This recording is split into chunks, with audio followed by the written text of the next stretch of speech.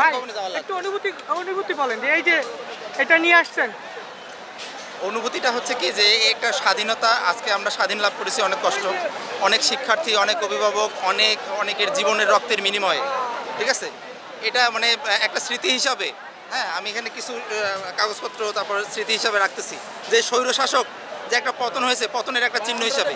এই যে একটা দেখেন পাইপও নিয়ে যাচ্ছে আমি, একটা ছোট দেখেন, দেশটাকে স্বাধীন করেছি, এটারই হলো একটা অনুভূতি।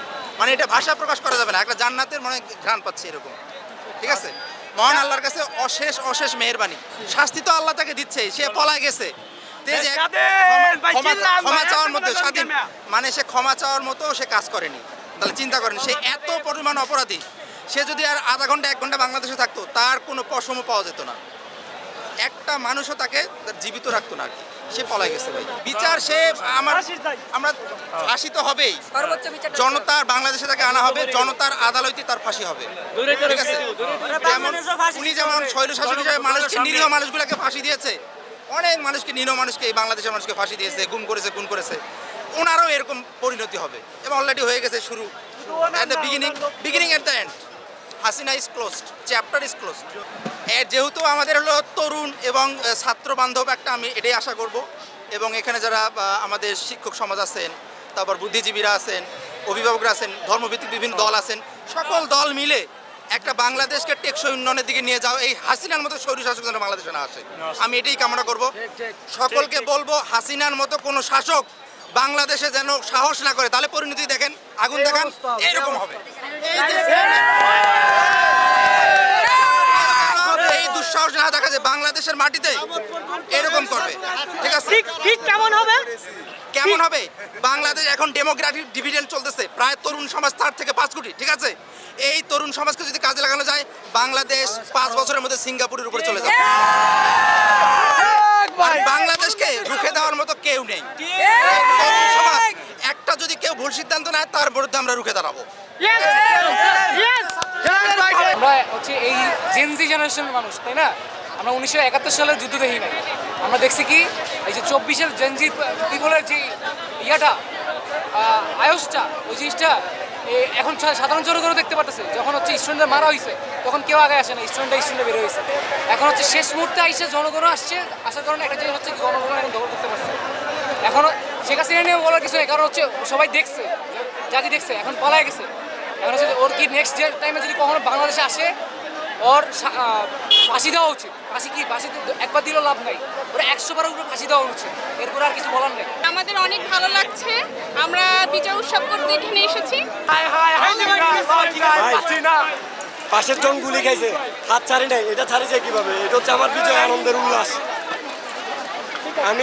আমি আমার কাপ নিয়ে যাচ্ছি,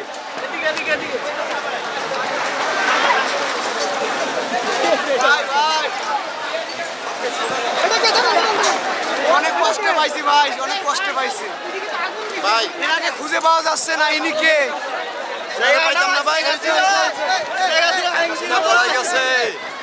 হাসিনার শাড়ি, হাসিনার বিস্কুট খাওয়ার কোটটা, আরো অনেক কিছু নিছি আমরা। তোয়াইলা আরো অনেক কিছু আছে পকেটে। দেখি আর কি আছে? চাবির রিং আছে, সব কিছু আছে ভাই। চাবির রিং নিয়ে এসেছি। এটা কি ছাত্রদের ক্ষমতা? হ্যাঁ, এটাই ছাত্রদের ক্ষমতা। বাসায় গিয়ে আম্মুরে বলবো, আম্মু কোনো দুঃসাহসী সন্তান জন্ম দাও নাই, সাহসী সন্তান জন্ম দিছো, দেশ স্বাধীন করে দিছি আবার। আম্মুরে এটাই গিয়ে বলবো। বলবেন এটা কার শাড়ি? এটা হাসিনার শাড়ি ভাই, আমাকে ট্যাক্সের টাকায় কিনা শাড়ি, আমাকে শাড়ি, আমাকে টাকায় কিনা শাড়ি। আমাদের জিনিস আমরাই নিয়ে আসছি, এগুলো আমাদের টাকায়। ওর বেতনে তো দেওয়া, আমাদের ট্যাক্স দেওয়াতে।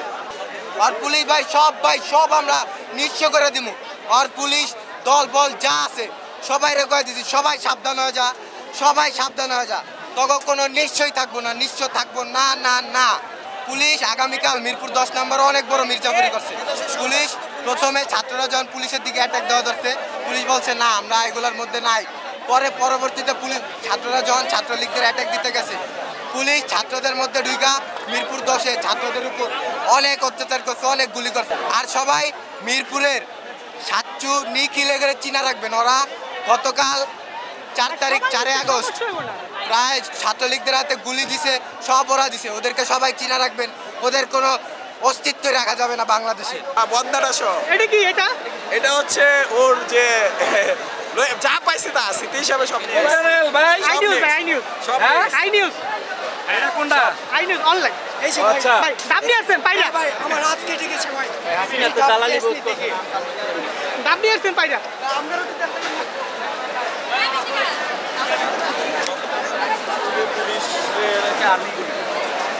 ভাই কোন চ্যানেলে? আই নিউজ ভাই। ভাই এটা খুললেন কিভাবে একটু বলেন তো?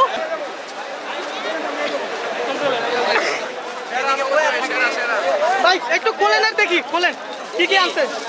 আরে ভাই আমারটা দেখায় লাভ নেই। স্বাধীনতার অনুভূতি যেমন ভাই এরকমই, কথা বলতে পারতাম না, জবান বন্ধ ছিল। আপনার যদি আপনি কথা বলতে পারেন, কথা বলা অবস্থায় যদি কেউ যদি আপনার মুখ বন্ধ করে রাখে, সেটার অনুভূতি আর মুখ খুলে দেওয়ার পরে যে অনুভূতি, সেটার অনুভূতি ভাই অন্যরকম, ভাষায় প্রকাশ করতে পারবেন না আপনি। আই নিউজ ভাই। স্বৈরাচারের পাথর আর ফুল নিছে, এটা সারা জীবন শয়তানের স্মৃতি হিসাবে আমি